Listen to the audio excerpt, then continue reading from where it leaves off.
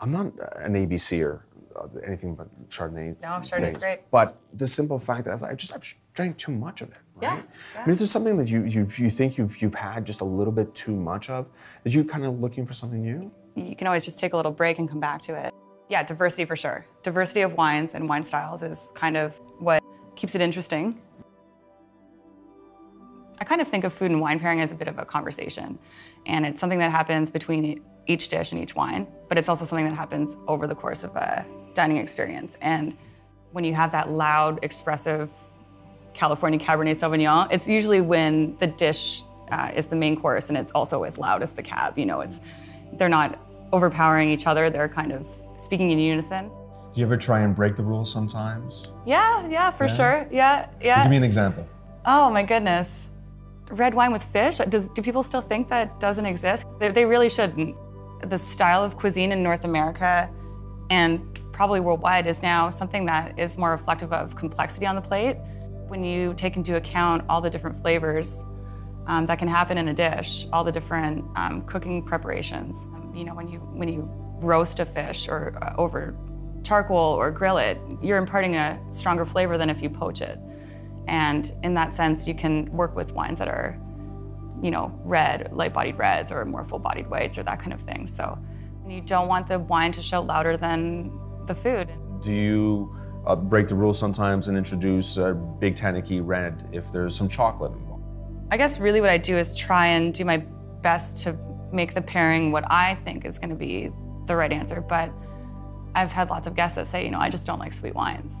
And that's okay. And in that sense, then, yeah, I'm looking for, you know, a rich Cabernet. I personally like the sweet wines. And you know what? Oftentimes, guests compliment them the most. I don't know if it's because it's the last wine of the night and it's kind of the one you remember, but people are more often surprised by sweet wines and how much they really enjoy them.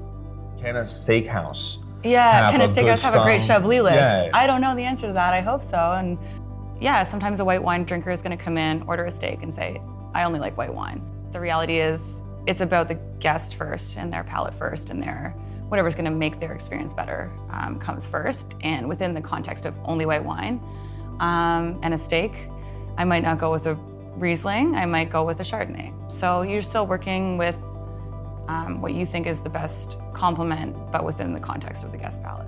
So then is there a universal wine for a lot? I mean, would be out of a job, though. Would you? Yeah. Just walk in, I'm going to have the... I have the wine that goes with everything. Yes, yeah. I think famously wines like Pinot Noir are known to be quite versatile, especially given the fact that you can have a Burgundian Pinot Noir that shows the elegant red fruited side of the grape. You can go then to California, to the Russian River and have a more full-bodied ripe example, and they're going to taste quite different. They're still going to have the signature of Pinot Noir, but they'll be quite different and work with different dishes.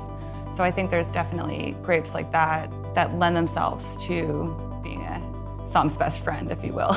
Yeah. I think every Somm gravitates toward Riesling and Pinot Noir pretty heavily. I don't know if that's just the trend of the times, maybe, but... Do you think that the sommelier in a restaurant is kind of the informal guest at the dinner table? Because wine appreciation is subjective. Everybody has a different palate. My palate's different than your palate, and so on. I think what we aim to do is, you know, make the best decision about how the wine is going to enhance the food and complement the food and complement the overall experience. But the integral part in that is the guest's palate. And if you take that out of the context, I think you're missing the point as a Somm, that you're not really using all your tools in your toolbox, so to speak. Your Wine by the Glass program is just a kind of a mini reflection of the soul of your wine list and the soul of the philosophy of your culinary program. They should be selected to have a sense of purpose in relation to the cuisine they're working with, but also to provide a diversity of styles. Everybody should be able to find, you know, a great glass of wine to enjoy. I think there's a lot of programs in the city that are really growing that part of their portfolio. I actually just moved to the city 5 months ago.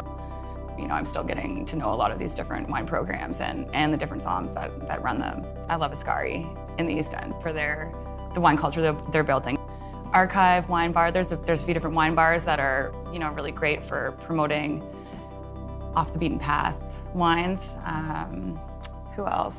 Gosh, the list is long. I'm not even, yeah.